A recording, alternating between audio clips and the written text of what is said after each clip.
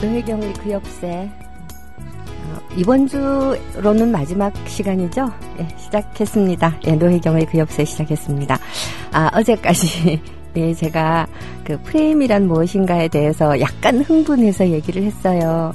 예, 사실 이게 그 민주당 아니죠. 새 정치가 잘 해주면 국민이 정말 편안한 일들인데 뭐가 잘 안 되고 있어가지고 우리가 다 함께 지금 고민을 하고 있는 거죠.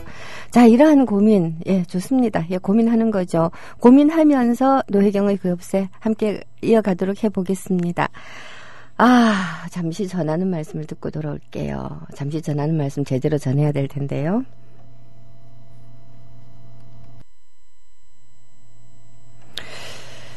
네, 전하는 말씀 듣고 돌아왔습니다. 예, 프레임 얘기를 참 지속적으로 오래 하고 있는데요. 실제로 그 프레임 문제라고 하는 것이 본격적으로 우리 정치 현장에서 대두되게 된 게 그렇게 오래되진 않은 것 같습니다. 왜냐하면 적어도 87년 이전까지는 언론을 일방적으로 장악하고 보도 지침 같은 것들까지 내려보내는 독재 정권이 세뇌를 통한 국민 장악을 더 중요하게 생각했기 때문이죠. 그리고 그 이유는 스피커라고 할 수 있는, 즉 대항담론이라고 할 수 있는 말빨을 세울 수 있는 주체들이 없었기 때문이지요. 진짜 말 어렵게 한다. 대항담론이니 주체니 이런 단어 안 쓰고 말을 잘할 수 있어야 돼요. 예. 근데 제가 요새 계속해서 무슨 글을 자꾸 쓰고 논문도 좀 이렇게 준비를 하고 하다가 보니까 저도 모르게 이런 굉장히, 욕 좀 하겠습니다. 정말 더럽게 어려운 단어들, 이런 단어들을 사용해서 글을 쓰는 버릇이 저도 모르게 자꾸 들어요. 이러한 버릇들을 가만히 생각해 보면, 학문 신비주의 또는, 그 일종의 용어 엘리트주의, 이런 것들이라고 부를 수도 있겠고요. 또 다른 측면에서 말한다면 업계의 사투리입니다. 어떤 특정한 이 학문 분야에서 요즘은 담론이라는 말을 되게 많이 쓰죠. 예, 특정한 담론을 공유하면서 그 담론 투쟁을 해가고 있는 사람들 속에서 어떤 종류의 단어들이 사전적으로 정의가 됩니다. 우리 국어사전에 나와 있는 뜻하고는 좀 다르게 정의가 되죠. 좀 다르게 정의된 그 말들이 어떤 담론의 자장 안에 있는 사람들 사이에서 공유가 되기 시작을 하면 그때부터 굉장히 절약이 되는 거예요, 이야기가.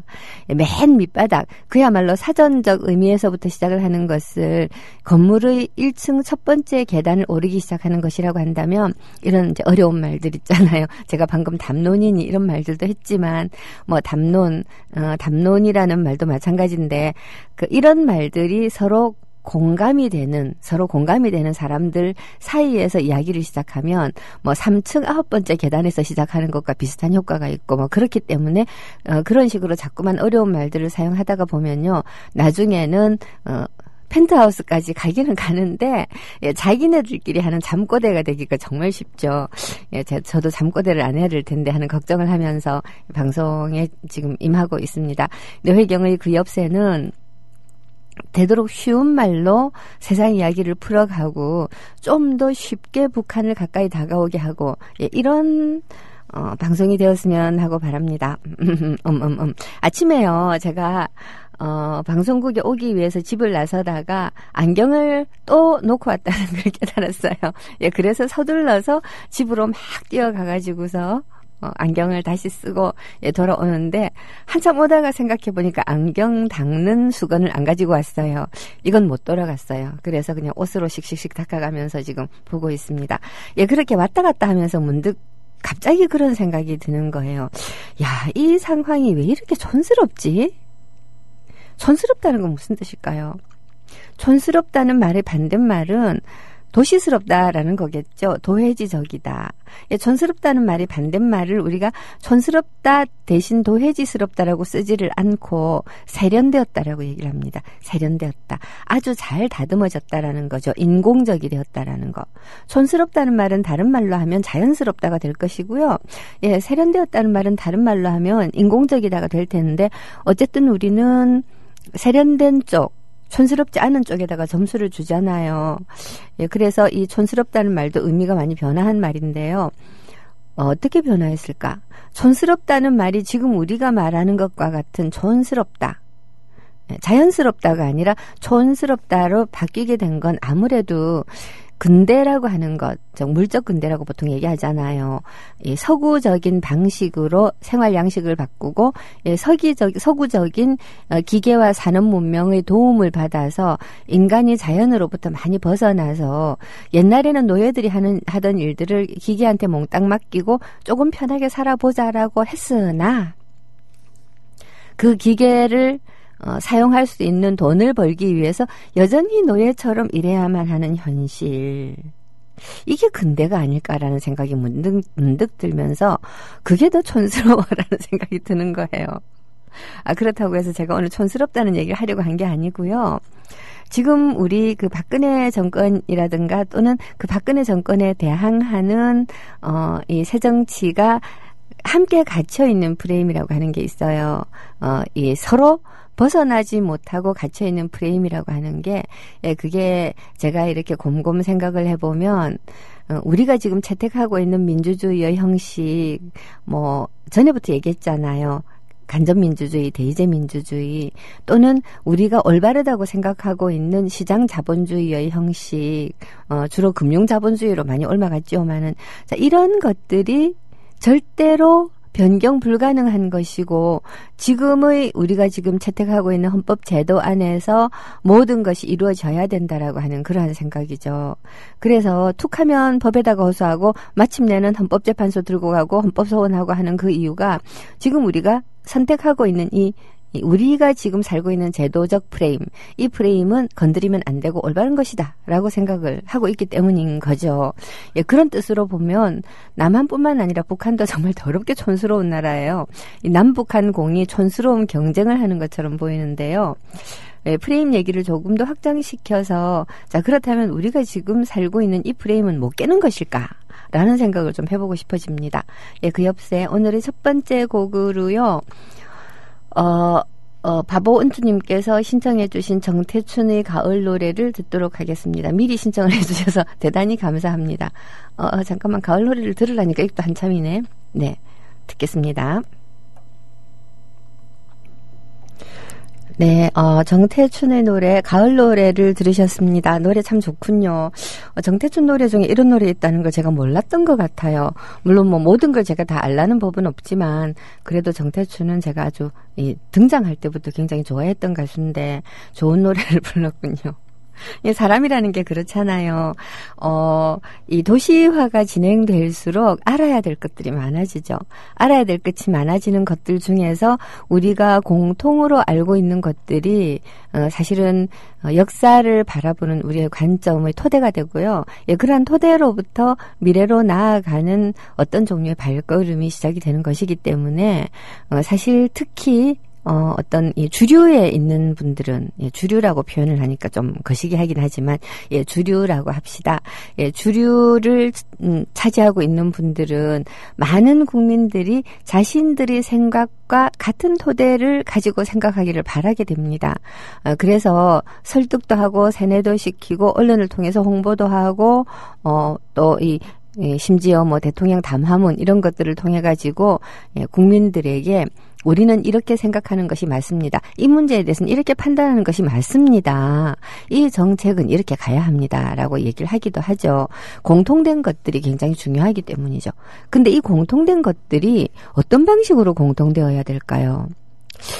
제가 진보 진영에 속한 어떤 이 학자들하고 제가 좀 친한 사람들이 좀 있는데, 이분들이 저한테 가끔 가다가 그런 얘기를 해요. 제발 노무현 얘기 좀 그만하면 안 되나? 저도 그만하고 싶죠.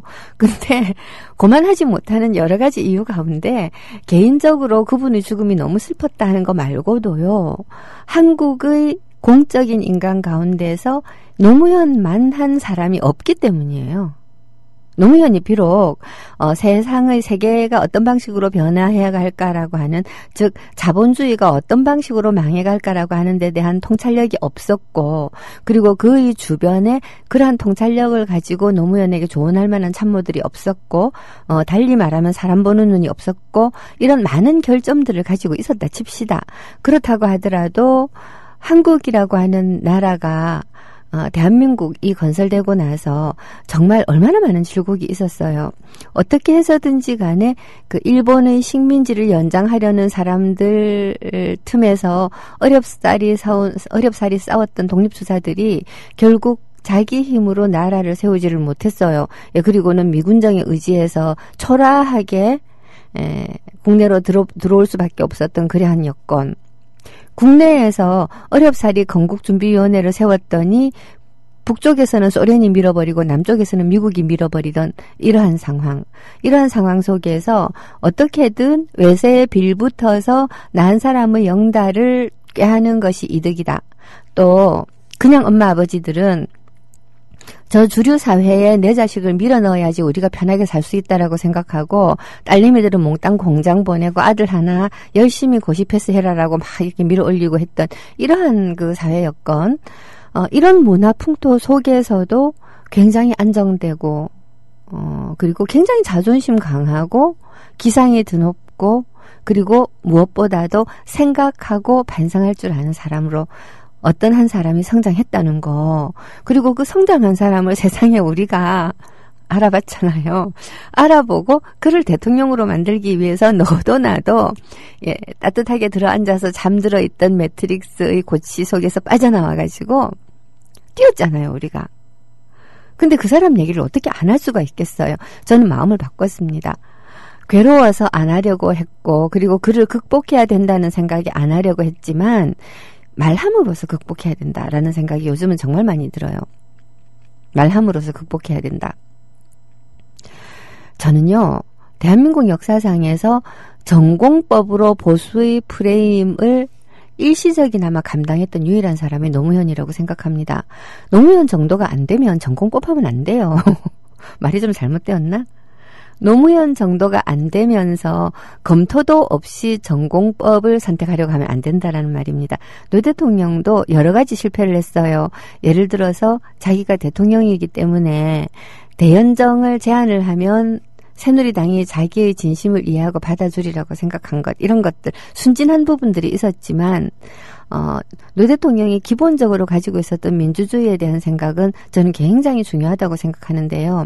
이게 합의에 의한 공동체란 얘기를 하다가 말이 여기까지 흘렀는데 정말 너무 옆으로 잘 새는군요. 제가 글을 쓰다가 보면 괄호가 많이 나오는 그런 종류의 사람입니다. 제가 여하튼 대통령이 되시기 전에 제가 저 사람을 대통령으로 만들지 않으면 안 되겠다. 극단적으로 말하면 나는 잠들어 있었고 그냥 잠든 상태로 잠자는 숲속의 공주인 채로 늙어서 흰머리가 자라고 마침내 피골이 상접해서 흙으로 돌아갈 때까지 그냥 잠들어 있을 수밖에 없겠다라고 생각했던 그 무거운 역사의 덮개를 벗어내고 잠에서 깨어나겠다고 결심을 하게 만든 사람이 노무현인데 내 자식을 위해서도 저 사람을 대통령 만들어야겠어 라고 생각을 한 거죠. 근데 그렇게 생각했던 여러 가지 이야기들 중에서 노무현이 했던 되게 중요한 말이 있어요. 어떤 대통령이 되고 싶으냐? 강제력을 통해서 국민을 이끌고 가는 것은 불가능한 시대 아니냐. 근데 당신은 굉장히 이상이 많아. 어떤 방식으로 당신이 이상을 실현할래? 라고 사실은 어떤 기자가 물었는지 제가 물었는지 기억도 잘 안 나요. 하여튼 그랬을 때 노 후보가 하셨던 말씀이 있어요. 공론을 통해서 하겠습니다. 공론. 자, 공론. 해설이 필요한 말이죠. 공론이라고 하는 것은 많은 사람들이 자기 자신의 의견을 자유롭게 발표하는 가운데 하나로 모아져 가는 의견을 말하는 겁니다. 제가 또 이름 또 까먹는데 안국선인가요? 신문학사 시절에 신소설이라고 하는 거 있었잖아요. 그 신소설 중에서 금수회의록이라고 하는 소설이 있는데 이 금수회의록은 여러 가지 동물들이 광장에 나와가지고서 이런 사회가 낫다 저런 사회가 낫다 이것은 나쁘다 저것은 나쁘다 하고 자기 자신의 정견을 발표하는 굉장히 정치적인 소설이었는데 그 소설이 나왔을 때 상당히 인기가 있었다고 합니다. 사람들이 동물의 입을 빌어서나마 정치에 관한 자신들의 생각을 이야기하고 싶었던 거죠. 한국 사람들뿐만 아니고 모든 사람들은 정치에 대해서 관심이 있습니다만은 관심을 덜 가져도 좋은 선진국 국민들 또는 관심을 아무리 가지고 싶으나 특정한 방식이 아니고서는 관심을 표현하면 안 되는 독재국가 사람들, 예, 이런 사람들을 제외하고는 예, 다들 정치적인 이야기에 관심이 정말 많고 많이 하고 싶어 하죠. 우리나라 사람들도요, 정치는 더러운 것이다라는 말을 통해서라도 정치 얘기를 하고 싶어 해요. 이렇게 이야기하고 싶어 하는 많은 사람들이 의견을 다양한 발언권을 부여하고 다양한 토론을 함으로써 하나로 모아가고 자신은 그러한 공론을 일으키고 공론을 파악하고 그 공론을 토대로 해가지고서 정치를 해나가는 그런 대통령이 되고 싶다. 그래서 제가 이름을 붙여줬어요. 노무현은 공화주의자야. 우리나라는 자유민주주의 국가가 아니고 민주공화국이거든요. 자유민주주의국이 아니고 민주공화국입니다. 민주공화국. 공화국은 반드시 민주적이지 않아도 돼요. 예를 들어서 로마의 공화정이라고 우리가 부르잖아요. 그땐 노예도 있었는데 그래도 공화정이라고 부르잖아요. 하지만 공화라고 하는 거는 국가라고 하는 우리가 약속한 어떤 울타리 내의 사람들이 의견을 모아서 나라를 통치해 간다라고 하는 걸 이야기하는 거고, 민주라고 하는 것은 그렇게 의견을 모으는 과정 속에서 한 사람 한 사람이 주권을 가지고 있다. 예, 그런 뜻이잖아요. 예, 그래서 노무현 대통령이 공론을 일으켜서 하겠다라고 할 때 제가 정말 감동을 했었거든요.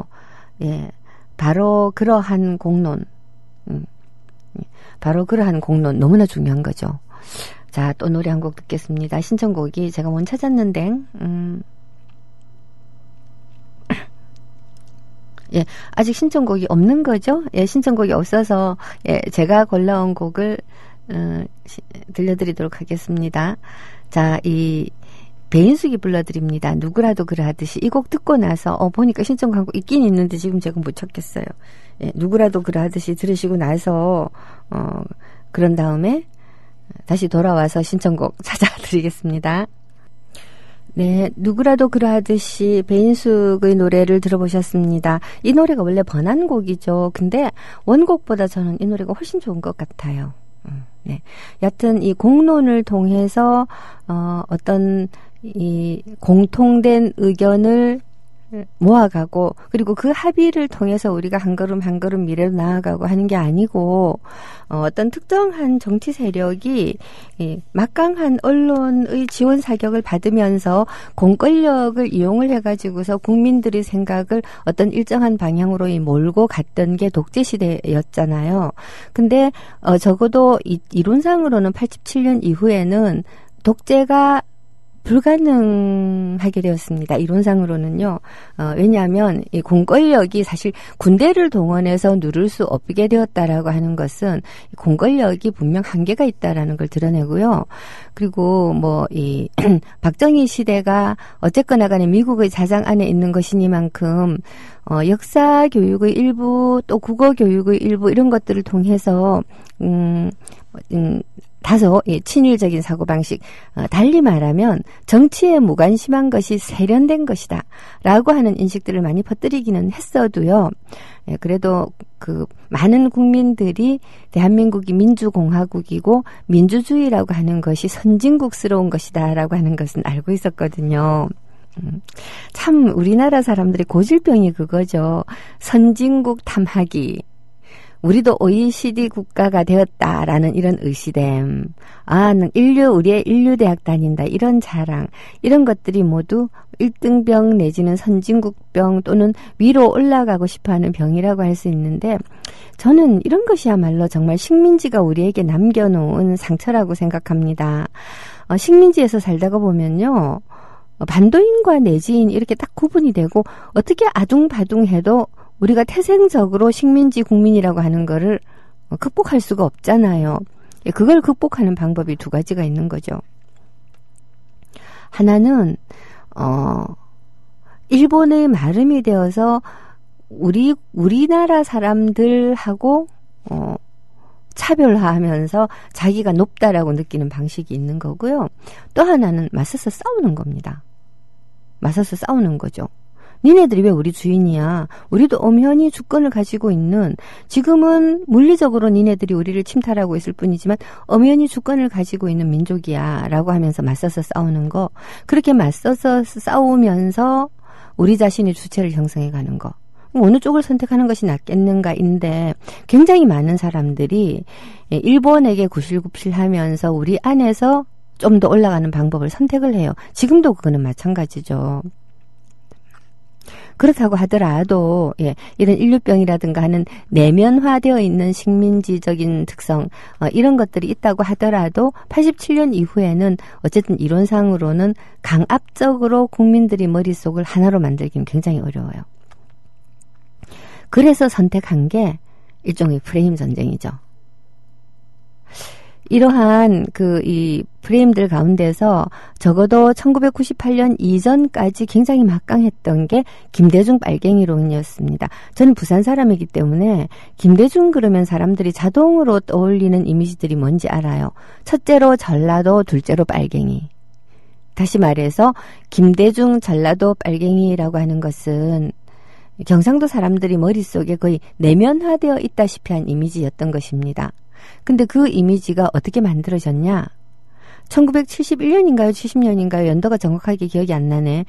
제 역사를 이야기할, 가끔 가다가 자격이 없다고 느끼는 게 연도에 진짜 약해요. 큰일 났어요. 정말 1945년이 해방이고 48년이 정부 수립이다. 이런 정도는 외우고 있지만 그래도 뭐 대통령 선거가 몇 년도에 있었다. 이런 거 잘 기억이 안 되는데 71년이었던 것 같기도 하고, 그때 대통령 선거 때 부정선거만 아니었다면 김대중이 대통령이 되었으리라라고 많은 사람들이 이야기를 하고 있어요. 뭐 부정선거 심각했죠. 그때가 제가 초등학교 다니고 중학교 다니고 뭐 하던 무렵이었던 것 같은데, 그때 당시에 부정선거의 양상이라고 하는 거는 무슨 흔히 우리가 이야기하는 고무신 선거, 막걸리 선거 이런 차원이 아니에요. 정말 공산주의자들처럼 5호 담당제 수준으로 투표에서 박정희를 안 찍을 것 같은 사람들을 투표 방해하고 표 바꿔치기 하고, 그리고 또 이 수개표 무슨 그런 말씀 많이 하지만요.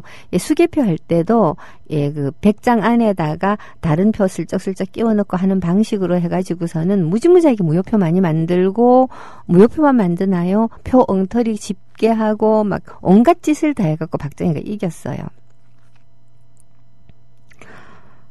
이겼는데, 이 겁나죠. 무섭죠.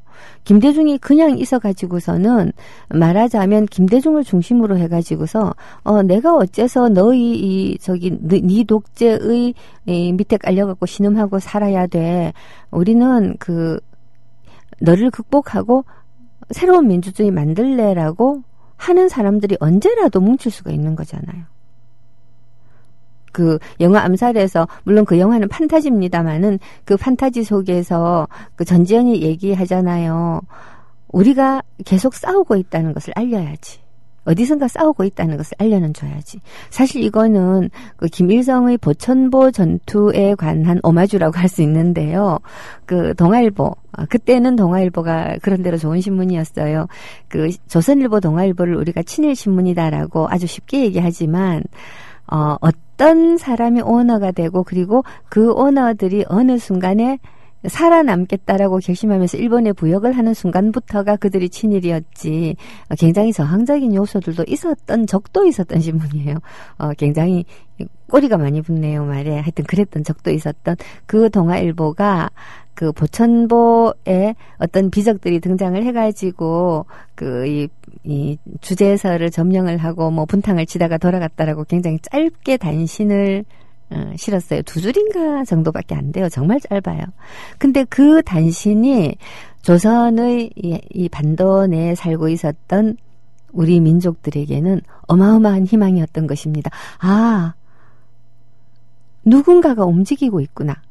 물론 1919년 이전에 청산리 절투라든가 국내에서 의병 활동을 하던 분들이 만주, 간도 이런 데로 건너가 가지고서 일본하고 문자 그대로 전투를 벌이고 했다는 사실을 다 알고 있었지만, 보천보 전투는 30년대거든요. 이미 끝났구나라고 체념하고 있었던 사람들에게 누군가는 싸우고 있다는 것을 알려주었던 잠깐 이야기가 왜 일로 새죠? 여하튼 뭐 이렇게 누군가는 싸우고 있다라고 할 때 그 누군가가 누구라는 것을 국민들이 알고 있다는 건 박정희에게는 정말 부담이잖아요. 예, 그래서 김일성이란다. 김대중 빨갱이. 그리고 사람들은 좀 이렇습니다. 자기의 상황이 굉장히 좀 처참하거나 힘들고 열등감에 빠져 있을 때는 자기보다 더 약한 사람을 괴롭히거나 분풀이를 함으로써 그 상황을 잊어버리거나 넘어서려고 하는 그런 경향이 있거든요. 이걸 이 르네 지라르라고 하는 인류학자는 희생양이라고 하는 개념으로 이론화시키기도 했는데요. 이 희생양 한 사람을 괴롭힘으로써 자기보다 약한 자를 괴롭힘으로써 모든 것으로부터 탈출하겠다라고 하는 이러한 형식의 인류의 인류학적 특성을 집대성해 놓은 게 예수의 십자가잖아요.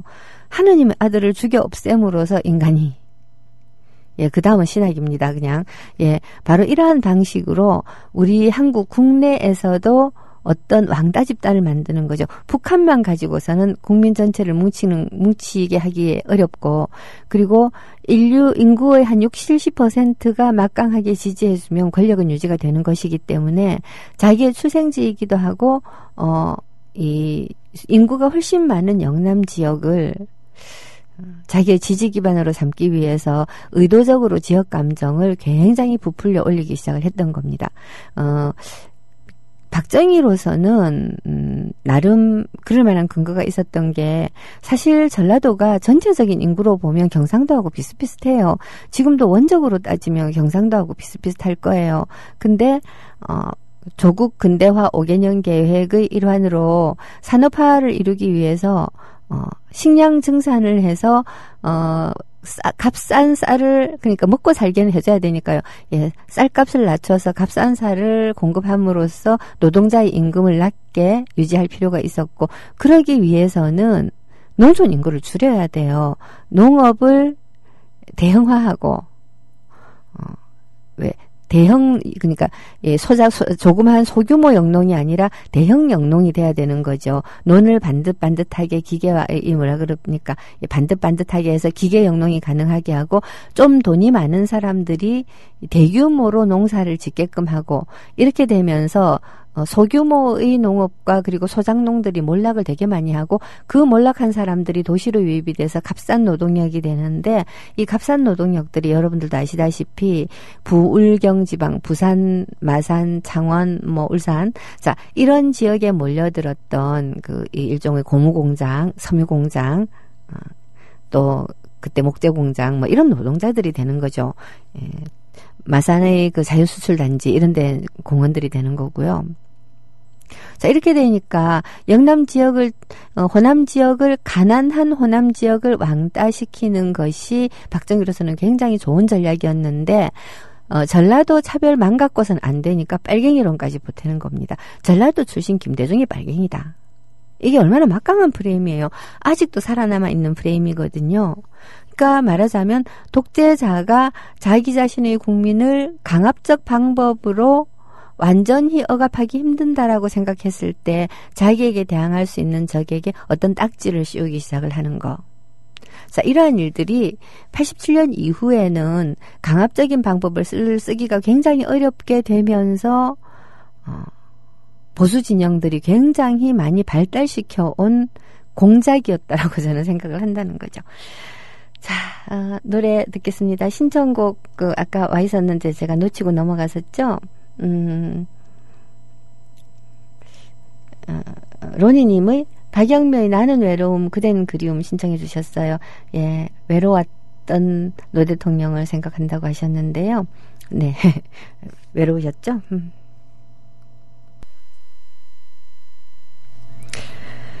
네, 나는 외로움, 그대는 그리움. 예, 잘 들었습니다. 좋은 신청곡 고맙습니다. 오늘도 마무리를 적당히 해야 될 것 같아요. 여하튼, 제가 하고 싶은 얘기는, 이 프레임이라고 하는 것이 지금 현재 현대의 선거전뿐만 아니고 지금 우리나라 같은 경우는요, 특히 이 박근혜 정권 들어가지고서는 이 정책 행보는 거의 없고, 대부분 정치적 효과를 노리고 있는 어떤 종류의 작업들만 계속하고 있죠. 그게 저는 참 놀랍다라고 생각하는데요. 이 정부가 어째서 언제나 정치 기동만 할까? 굉장히 나쁘기는 했지만 이명박 때는 예를 들어서 4대강이라고 하는 건 좋은 것이다라는 방식의 자기들 나름의 정책 홍보도 되게 많이 했는데 이 정권이 하고 있는 정책 홍보는 기껏해야 사실 노동개혁 뭐 이런 것들이잖아요. 사실은 노동개악이죠. 근데 이번 교과서 사건은 저는 굉장히 이중적이라고 생각을 합니다. 교과서 파동은요. 한 가지는 북한을 가지고서도 안보 불안을 야기해서 정권의 지지도를 유지할 만한 방법이 이 북한의 대응의 방식이 달라짐에 따라서 별로 효과가 없었다라는 거. 자, 그러므로 안보, 이명박 때는 천안함 사건이 있었죠. 천안함 사건으로 할 수가 있었는데, 그리고 세월호는 차마 북한이 했다라고 말 못 하잖아요.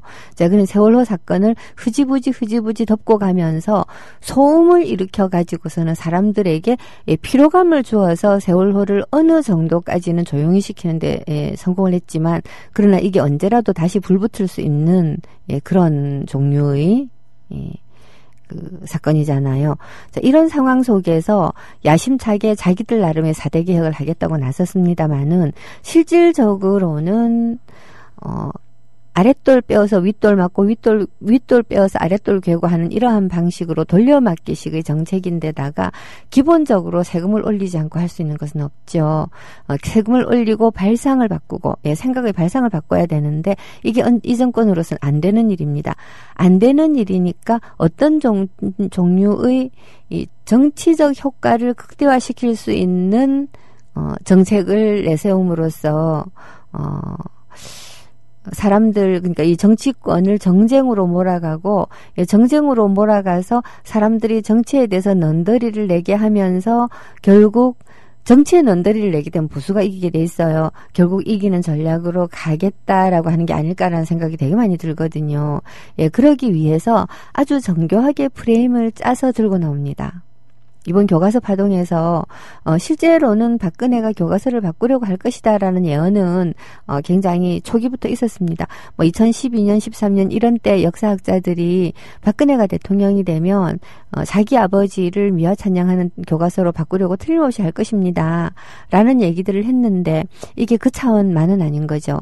제가 어제도 말씀드렸듯이 국정교과서 문제라고 하는 것은 박근혜 본인의 개인적 트라우마로 말미암아서 교과서 문제라고 하는 것에 이 사람이 뛰어들 수 있다라고 하는 것을 경제 관료들이 판단하는 거예요. 그리고 자신들이 지금 현재 정책적 실패를 덮어버리기 위해서 이 이슈를 들고 나오는 것이고 새누리당의 입장에서 본다면 이 이슈는 이념투쟁으로 몰고 갈 수 있는 되게 좋은 이슈이기 때문에 또 북한을 한 번 더 이용할 수 있는 거죠. 종북몰이 할 수 있고요. 이런 여러 가지 점에서 자기네들로 볼 때는 교과서 문제를 들고 나오는 것이 굉장히 유리합니다. 그러면 여기에 대해서 투쟁하는 방법이 여러 가지가 있을 수 있죠. 첫 번째로는 조용히 투쟁하는 방법이 있어요. 지금 각 대학의 역사학과 교수들이 우리는 교과서 작업에 참여하지 않겠다. 아마 역사 교사들, 역사 전공하고 있는 중고등학교 선생님들도 참여하지 않겠다 하실 가능성이 되게 많아요. 그거에 대비해가지고 한교안 총리 맞죠? 총리가 꼭 역사학자들만 교과서를 편찬한다라고 하는 것은 말도 안 된다. 이따위 소리를 하긴 했어요. 실제로 옛날에 기파랑인가 하는 데서 나온 대한교과서라고 하는 전혀 채택이 안 됐던 교과서가 있는데요. 거기에는 이영훈 씨를 비롯해서 식민지 근대화론 이런 거를 내세우던 경제학자들이 주로 책을 만들었습니다. 결국 이 사람들이 하고 싶은 얘기는 그거예요. 일제가 우리의 식민 통치를 했지만 그래도 우리를 근대화시켜준 공이 있고 그거를 인정해야 된다. 사실 이 사람들이 하고 싶은 말은 박정희가 독재를 한 과오가 있지만 그래도 경제발전시킨 공은 인정해줘야 되지 않냐는 말인데 그걸 너무 다이렉트로 하면 너무 티가 나잖아요. 박정희 찬양을 위해서 교과서 바꾼다는. 그러니까 어쨌거나 간에 좋은 건 좋은 거고 이루어진 건 이루어진 거니까 긍정해야 되고라는 방식으로 역사를 만들어가는 거죠. 일제가 우리에게 철도 놔주고 공장 짓고 하면서 여러 가지 근대적 형식의 이 무엇인가를 가지고 왔다라고 하는 게 아니라고 그랬습니까? 그것을 어떻게 평가하는가의 문제이죠. 일제가 여하튼 우리를 근대화시켜준 것은 사실이 아니냐라는 식으로 언어를 말을 하면 안 되는 겁니다. 근대란 무엇인가를 근본적으로 물어야 되는 것이죠. 근대라고 하는 것이 서구적인 형식의 생활 형태로 물질 문명으로 문명을 바꾸는 것에만 국한되는 것이냐. 근대라고 하는 건 기본적으로 민족국가 형성 그리고 민주주의의 발달과 함께 와야 되는데 그런 차원에서 본다면 일제는 우리에게 뭘 근대화시켜줬는데요. 그렇지 않습니까? 근데 이제 이 사람들은 이렇게 얘기를 하는 겁니다. 자, 가만히 내버려 놔둬도, 그러니까 이런 주장을 하는 일부를 제외하고는 역사학자들이, 참여를 안 할 겁니다. 또 있어요. 각 교육감들이 대한교과서 만들겠다고 하지 않습니까? 이 교과서를 국정교과서가 비록 있다고 하더라도 대한교과서를 채택할 수 있는 권리는 언제나 있기 때문에 진보 교육감들이 대한교과서를 만들겠다라고 하고 그리고 학교에서도 아마 여기에 대한 채택에 대한 저항이 있을 것이고요. 그리고 시험 문제를 출제하는 출제위원들도 이 국정교과서가 노리고 있는 어떤 종류의 문제들을 시험 문제 내지 않을 겁니다. 그러니까 조용히 그냥 대응해 나가는 방법이 있는데 근데 그건 쉽지가 않죠. 왜냐? 너무나 휘발성이 강한 주제들이고 그리고 저쪽 편에서 새누리당 쪽에서 결코 이 문제를 야당이 덥석 물고 반대 운동에 나서지 않도록 하질 않을 거라는 거죠. 야당이 그래 국민적 저항에 한번 부딪혀봐 하고 발장 딱 끼고 있게 만들지 않을 것이고 틀림없이 물고 들어온다는 알고 하는 짓이라는 거죠. 그러면 이미 저 사람들이 쳐놓은 덫에 프레임에 들어가잖아요. 근데 기본적으로 이러한 시기에 선거를 한 몇 달 앞둔 이러한 시기에 왜 이런 것으로 야당과 그리고 시민사회의 에너지를 동력을 소진시키려고 이 사람들이 덤비느냐. 사실 이 교과서 문제로 결국 광화문 같은 데서 계속 집회하고 하다가 보면 또 물대포 나올 것이고 시끄러울 거잖아요. 그럼 또 많은 사람들이 우리도 좀 먹고 살자는 둥 데모하는 사람들 시위꾼들 때문에 경제가 어렵다는 둥 이딴 말에 또 홀딱 넘어갈 것이고 수순이 빤한데 왜 그러느냐 생각해 봐야죠. 저는 기본적으로 이 사람들이 임금 피크제 해가지고 임금은 깎고 청년들에 대한 일자리는 늘리지 않는 이런 기업들이 편을 들고 있다는 사실을 숨기기 위해서라고 생각하는 거죠. 노동개혁입니다. 노동개혁이 아니고. 그러니까 야당은 이 프레임에 이미 말려 들어가서 싸움을 시작한다고 하더라도 이 사람들이 왜 이런 교과서 문제를 들고 나오는가 하는 것을 근본적으로 국정교과서라고 하는 것이 지니고 있는 폭력성을 폭로하면서 동시에 이렇게 폭력적인 일을 왜 하려고 하는가라고 하는 것도 항상 얘기를 해줘야 된다는 생각이 든다는 거죠. 네, 제가 프레임을 가지고 벌써 일주일 동안 얘기를 하고 있는데 다음 주부터는 프레임 얘기 안 하고요. 또다시 이 일제시대 때의 북쪽으로 넘어간 문인 한 사람을 골라가지고 나름 재미있는 얘기들을 하도록 해보겠습니다. 자, 이 신청곡이 한 곡 더 있어서 들려드리면 방송이 끝날 것 같기도 하나. 예, 그래도 한번 네, 그냥 방송 후기 소개하면서, 이재향님이 신청하신 타는 목마름으로는 다음 주로 넘기도록 해야 될 것 같아요. 그죠? 노래가 좀 기네요. 이기는 싸움님께서, 강동원 의원의 대선 부정에 관한 대정부 질문에 대해서 꼬리 자르기에 급급한, 새정년의 태도와 대응에 대해서 어떻게 생각하시는지 듣고 싶습니다라고 하셨는데, 저는 그냥 생각이 약간 복잡해요. 강동원 의원, 그러니까 이 안철수 의원하고 비슷한 케이스라고 할 수 있는데 강동원 의원의 문제 제기는 저는 해볼만한 거라고 생각합니다. 해볼만한 거라고 생각하나 지금 교과서 파동 터지고 되게 시끄럽고 하는 상황에서 이 스포트라이트를 충분히 받을 수 있는 것들도 아니고 그리고 무엇보다도 이런 휘발성이 굉장히 크고 강한 사항은 당 지도부하고 협의를 해서 전략적으로 접근했어야 된다고 생각을 하는데 그렇다고 해가지고 막 꼬리 자르기에 급급한 모습은 조금 적절치 않다고 봐요. 자기 편이 한 일이라면 잘못했다고 하더라도 일단은 감싸줘야죠. 그러니까 지금 이러한 어떤 폭탄적인 문제 제기가 강동원 의원의 폭탄적인 문제 제기가 지나치게 폭발적인 것은 사실이다. 그러나 이 사람이 제기한 문제 1점 의혹이 합리적 의심에 대해서 1점 의혹이 없이 해명할 책임도 당신들한테 있지 않느냐 정도로만 했으면 좋았을 것이다 라고 생각을 하죠.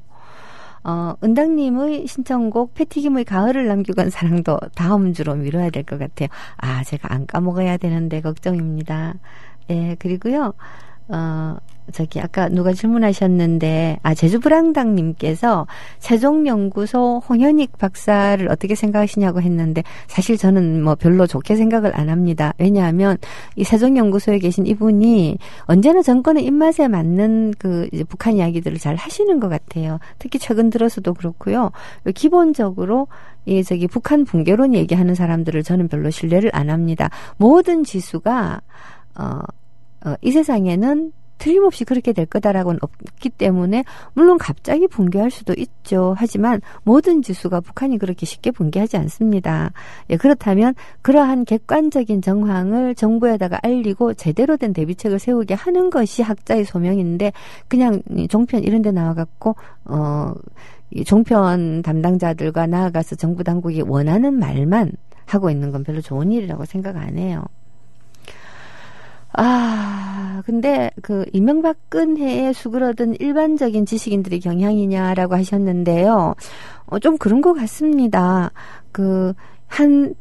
이명박근혜 정권이 이제 한 7년, 8년 이렇게 되어 가고 있잖아요. 이 와중에도 변절하는 사람들이 이토록 많은데, 일제시대 때, 그야말로, 시키는 것만 깨작깨작 하면서 고개 수그리고 살았던 사람들은 정말 훌륭하다라는 생각이 들기까지 해요. 저는 요즘요. 예, 하여튼 그렇습니다. 예,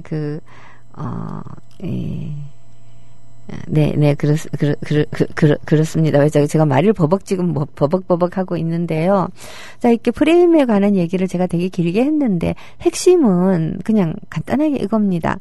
누가 어떤 말을 하려고 할 때, 저 사람의 의도는 뭐냐를 읽는 것은 우리가 굉장히 익숙해요. 근데 의도가 아니라 저 사람은 이 말에 대해서 내가 어떤 반응을 보이기를 바라고 저 말을 할까. 이걸 한번 생각해 봐야 된다는 겁니다. 특히 정치적인 사안에 있어서는 여당이 뭔가를 던질 때 사실 야당이 먼저 던질 수 있는 능력이 있는 게 최고지만 뭔가를 먼저 던질 때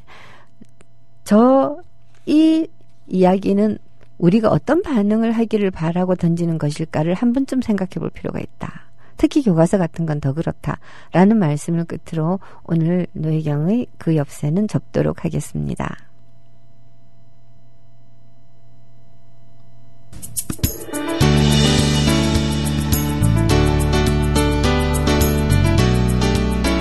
노혜경의 그 엽새 이번이 시험 둘째 주죠? 아마 헷갈립니다. 셋째 주인가? 네. 여기서 접고요. 다음 주에 뵙겠습니다. 여러분 금, 토, 일 잘 보내시기 바랍니다.